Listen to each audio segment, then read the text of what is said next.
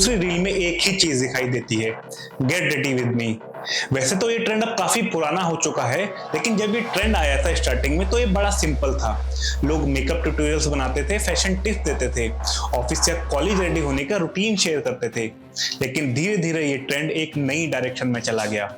आज अटेंशन पाने के लिए कई क्रिएटर्स बाउंड्रीज क्रॉस कर रहे हैं। शॉक वैल्यू, बोल्डनेस, कंट्रोवर्सी और सेक्सुअलाइज्ड थंबनेल्स इंस्टाग्राम का मेजर सक्सेस फॉर्मूला बन चुका है। और सबसे डिस्टर्बिंग बात यह है कि अब सिर्फ अडल्ट इन्फ्लुएंसर्स ही नहीं, फैमिली कंटेंट, कपल्स कंटेंट और इवन पेरेंटिंग कंटेंट भी कंट्रोवर्सी और चीप अटेंशन के लिए यूज हो रहा है।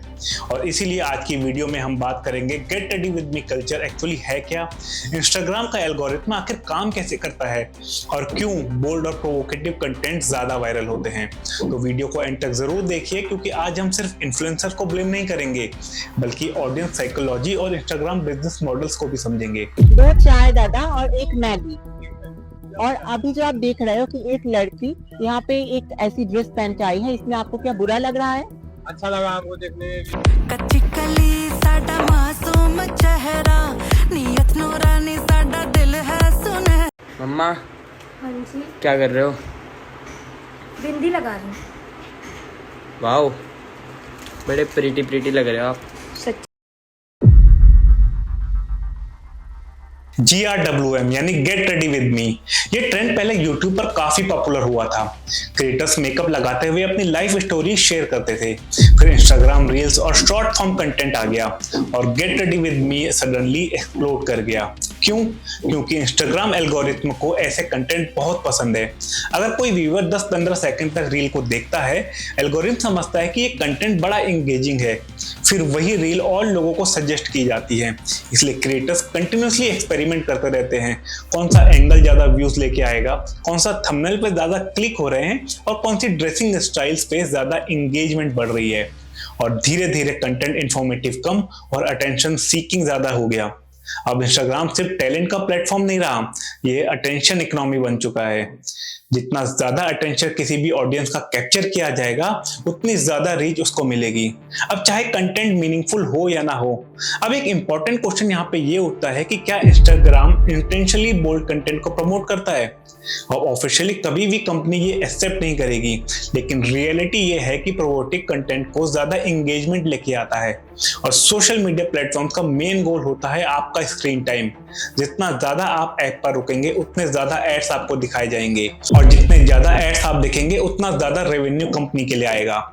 इसीलिए एल्गोरिथम उन्हीं चीजों को ज्यादा पुश करते हैं जो हमें अटेंशन को इंटेंशनली कैप्चर करे। साइकोलॉजी के हिसाब से हम देखें तो जो ह्यूमन ब्रेन होता है वो naturally attractive visuals, emotional drama, controversial, shock content की तरफ ज्यादा अट्रैक्ट होता है। इसी वजह से आज इंस्टाग्राम पर ऐसे कंटेंट को बहुत एग्रेसिवली पुश किया जाता है। कई क्रिएटर्स ओपनली एक्सेप्ट कर चुके हैं कि अगर वो नॉर्मल कंटेंट इंफॉर्मेटिव बनाए तो व्यूज बहुत कम आते हैं, लेकिन बोल्ड थंबनेल्स और सजेस्टिव हुक्स यूज करते ही एंगेजमेंट सडनली एक्सप्लोड हो जाता है। और यहीं से प्रॉब्लम स्टार्ट होती है, क्योंकि क्रिएटर्स को लगने लगता है क्वालिटी से ज्यादा इंपॉर्टेंट है वायरल होना, और वायरल होने के लिए बाउंड्रीज को कंटिन्यूअसली पुश की जाती है। अब बात करते हैं एक और डिस्टर्बिंग ट्रेंड की, family influencer culture. Social media पर कई क्रिएटर्स अपने हस्बैंड, वाइफ, पेरेंट्स या बच्चों के साथ कंटेंट बनाते हैं। नॉर्मली इसमें कोई प्रॉब्लम नहीं है, हेल्दी फैमिली कंटेंट एंटरटेनिंग भी हो सकता है, लेकिन इशू तब आता है जब कंट्रोवर्सी और चीप अटेंशन के लिए अनकंफर्टेबल या इनएप्रोप्रिएट वीडियोस यूज की जाती हैं। रिसेंट ईयर्स में कई Indian social media accounts criticism face कर चुके हैं, क्योंकि व्यूअर्स को लगा कि कंटेंट इंटेंशनली ऐसा बनाया जा रहा है। फॉर एग्जाम्पल, इंस्टाग्राम पर एक क्रिएटर है जो मॉम सन के नाम से कंटेंट बनाती है, और इनके कई वीडियोज हैं जो कि आप सब ने कभी ना कभी देखे होंगे, जहां ये अपने बेटे के साथ काफी इनएप्रोप्रिएट वीडियोस बनाती हैं। इन पोस्ट के कमेंट्स में आप पढ़ोगे तो ह्यूमन साइकोलॉजी को समझ जाओगे कि क्यों ऐसा कंटेंट बनाया जाता है। कुछ क्रिएटर्स ने तो खाना बनाने को भी सेक्सुअलाइज कर दिया, और इनके भी कमेंट्स पढ़कर ये क्लियर हो जाता है कि ये ऐसा कंटेंट आखिर बनाते क्यों हैं। ऐसे कंटेंट पर व्यूअर्स डिवाइड हो जाते हैं कि एक साइड बोलती है ये सिर्फ एंटरटेनमेंट है, वहीं दूसरी साइड बोलती है व्यूज के लिए सोशल बाउंड्रीज डिस्ट्रॉय की जा रही हैं। एक पॉपुलर क्रिटिसिज्म ये भी रहा है कि कुछ इन्फ्लुएंसर अपने फैमिली मेंबर्स के साथ कंटेंट को इंटेंशनली सेंसेशनल बनाते हैं ताकि एक आउटरीच क्रिएट हो। और आउटरीच सोशल मीडिया पर बहुत पावरफुल टूल होता है, क्योंकि लोग सिर्फ पसंद आने वाली चीजों को शेयर नहीं करते, वो कंट्रोवर्शियल चीजें भी एग्रेसिवली शेयर करते हैं। उसका रिजल्ट ये होता है कि नेगेटिव पब्लिसिटी भी पॉपुलैरिटी बन जाती है। इसी पैटर्न को हम कई वायरल क्रिएटर्स में देख चुके हैं। अगर रिसेंट का एग्जांपल देखें तो famous vada pav girl big boss से आने के बाद मानो उनकी दुनिया भूलने लगी थी, क्योंकि ऐसे क्रिएटर्स भी 2-4 दिन के लिए ही फेमस होते हैं। जब उनको ये लगने लगा तो उन्होंने एक नया ड्रामा स्टार्ट किया, एक्स्ट्रा मैरिटल अफेयर का। उन्होंने कई वीडियोस बनाए अपने सो कॉल्ड न्यू हस्बैंड के साथ, कई उल्टे सीधे बयान दिए ताकि वो फिर से वायरल हो सके। मुझे अपना बच्चा पालने के लिए ना सोना भी पड़ेगा ना, कर दूंगी। पर क्या आप शरीफ हो? मैं कोठे वाली हूँ, क्या आप शरीफ हो? मगर सच्चाई सबको मालूम थी कि ये पब्लिसिटी स्टंट के अलावा और कुछ भी नहीं है।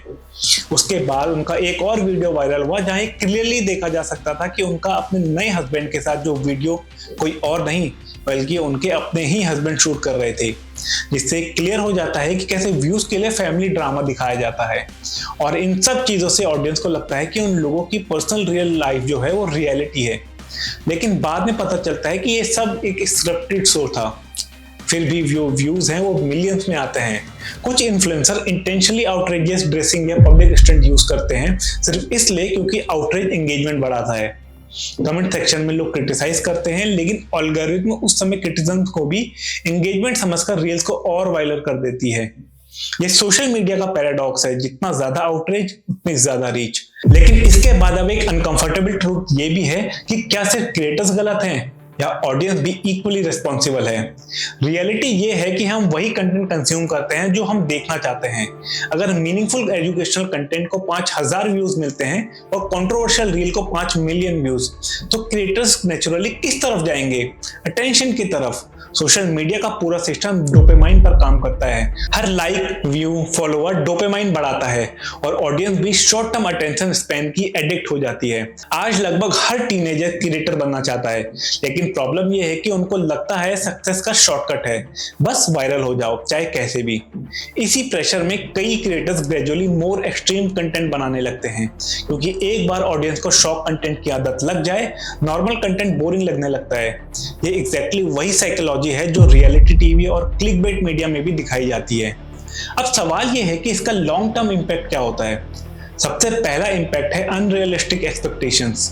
इंस्टाग्राम पर लोग मोस्टली एडिटेड रियलिटी दिखाते हैं, perfect skin, perfect body, perfect relationships, perfect life style.